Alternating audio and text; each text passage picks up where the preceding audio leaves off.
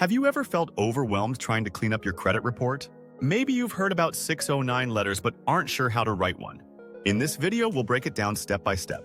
You'll learn exactly what to include, how to send it, and why you don't need to spend a dime on fancy templates. First, let's clear up a big misconception. There's nothing proprietary or special about a 609 letter format. These are legal documents, not creative works, so don't fall for companies claiming their template is better or more effective. You can absolutely write one yourself. All you need is the right information. Step 1 is simple. Start by requesting your free credit report online and reviewing it for any inaccurate or questionable items. These might include debts you don't recognize, accounts you didn't open, or late payments reported by mistake.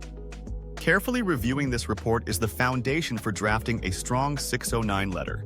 Once you've identified the errors, it's time to write your letter.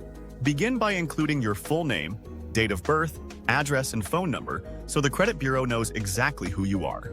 If you're working with an attorney, add their contact information as well. You'll also need to include your account number with the credit bureau, which can be found directly on your credit report. Next, assert your rights under the Fair Credit Reporting Act by stating that you are requesting information under Section 609. Be sure to include a statement that you're entitled to all documents and data related to the items you're disputing. Clearly outline each disputed item, including relevant dates.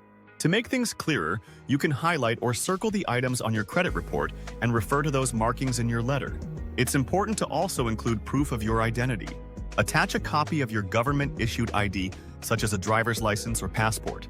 Finally, include a statement requesting the removal of any unverifiable items.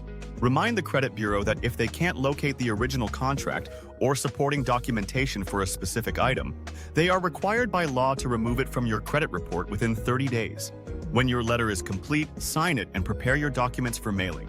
Be sure to include your most recent credit report and any other relevant evidence. Mail everything via certified mail with a return receipt request.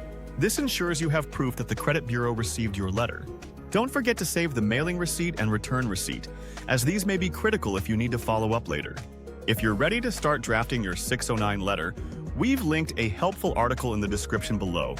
It breaks down what to include in your letter, provides sample templates, and shares additional tips to guide you. If you found this video helpful, give it a thumbs up and subscribe for more advice on building a stronger financial future.